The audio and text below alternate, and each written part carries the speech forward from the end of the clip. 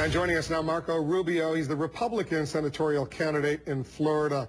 Thanks very much for coming in. Thank you. I'm glad to be here. Let's talk about what's happening right now in Florida, because it's pretty heartbreaking to see these pictures. It seems to be getting worse and worse, not better. Is that what you're hearing? It is, and it is heartbreaking. You see these sandy white beaches in Pensacola that are a part of our heritage. People have raised their families there, both economically and creating family memories, and to see the pictures coming out today are just absolutely breaks your heart. So what needs to be done right now? Well, unfortunately, more needs to be done. I mean, that's the bottom line. I think the federal government took its time in responding to this early on. I think they weren't quick enough. I think the bureaucracy continues to be in place. If you talk to locals, they'll tell you the red tape is extraordinary. Look, we are the most powerful country in the world. Every oil skimmer on the planet should be in the Gulf of Mexico by now, and they're not. And I think that's something that our senator now, George Lemieux, has been talking about repeatedly. The federal government needs to do a better job of addressing what we have here. And Senator Nelson, is he doing a good job? Well, like I said, I've heard Senator Nelson speak out about it as well, but the leader in this effort has been Senator Lemieux, who's consistently spoken out for the need for more skimmers. I think as of yesterday, there were 20-some-odd skimmers working at that moment, and it's tragic to see this happening because of a lack of response from the federal government. We see the governor, Charlie Crist, your challenger, your opponent for the Senate. We see him out there all the time. How's he doing? Well, he's doing a great job of getting, press releases and press conferences and video time, and that's part of the job of being governor, but the other part is to get results. And right now, we're not getting results from the Obama administration, and I don't think the governor has pressed the Obama administration enough. I think recently he said that he thought the Obama administration was doing a very good job, that they had finally caught up. They haven't, and today's evidence that they haven't caught up.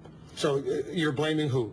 Well, first of all, BP. There's no doubt about it that they cut corners. I think we're learning about that every day, that BP cut corners and it led to this accident. They are ultimately responsible for what's happened here. But we also are supposed to have a federal government who, by law, is responsible for dealing with emergencies of this degree, and they weren't prepared to do so. They didn't have plans to do so. They didn't have resources to do so. And 60-some-odd days after the spill, they're still not doing a good job. You seem to disagree with Governor Crist on the whole issue of offshore oil drilling off the coast of Florida, do you? Well, what I believe is America has to have all of its energy resources at its disposal. We have to have domestic production. I hope we reach a point where we don't use any petroleum. I don't know if that's going to happen, but this, for example, this initiative to get more electric cars, I think that's fantastic.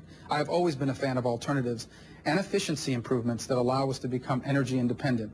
But in the short term, the truth is that America has to increase its domestic energy production, and part of that may have to be offshore drilling. And we know that. Off the coast, you mean off the Daytona or Miami or Pensacola? You want to see deep water drilling going on there? First of all, Florida law prohibits it near the coast. So now you're talking about deep water drilling, and I only want to see if it can be done safely. And that's why it's so important that we study why this happened.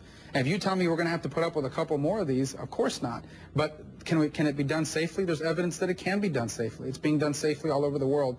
So in the future, once we pass this crisis, I think America has to have more domestic production, but only if it can be done in a safe way. Well, because I just want to be precise, because when he was on this show about a week or so ago, he said flatly he doesn't want to see any offshore oil drilling anywhere near Florida. But on this specific issue, you have a different take. Well, my take on it is that America has to have domestic production. We have to increase our domestic production. I don't know how we do that if you don't offshore drill. If there's something else we can do instead, maybe that's better. But ultimately, those who are against domestic production need to show where are we going to get our energy from. They need to point to where they're going to get it from. And if it's going to be from foreign countries, that means bringing it on tankers. And tankers are just as dangerous as drilling. So if Charlie Crist does an ad saying, I oppose offshore oil drilling off the coast of Florida, Marco Rubio supports offshore oil drilling off the coast of Florida, would that be accurate? Well, it'll only be accurate if it's being done safely. And the second thing that he would not point out in that ad is that he was one of the leaders of the drill baby drill chants just a couple years ago when he was hoping to become Senator McCain's vice presidential choice. But that's neither here nor there. The bottom line is that I am for safe exploration of domestic resources. We need that in order to be energy independent and safe, but it's got to be done safely, and that's why it's so important to find out why this happened, so it never happens again. Listen to what he said to me on the whole issue of energy when he was here in the Situation Room. Listen to this. We have a duty and an obligation to protect our beaches. This is also a wake-up call, I think, for us to go more green and more clean in terms of the types of energy that we generate, whether it's wind or solar or nuclear. We have to look to other means, be responsible, do what's right, and certainly not plug another hole in the bottom of the Gulf of Mexico to potentially create another one of these catastrophes. All right, go ahead and react. Well, what car runs on wind power? What car runs on solar power that's cost effective? And there's no cars that I know that run on nuclear power. We're talking about here is transportation energy. And right now, the only cost effective way to fuel vehicles, for driving, for airplanes, etc., is petroleum-based products. We should change that. We should invest in technologies. We should invest the time to become a leader in alternatives, whether it's fuel cells or electric cars. But that's not going to happen from today to next week or next month or next year. And in the interim, we've got to have a supply of energy for our country that is safe and reliable. And that's why that's the position I think our country needs to be in. Marco Rubio is the Republican senatorial candidate. Congratulations on your win. We're going to be watching this race very closely. I hope you'll come back. I hope to come back. Thank you.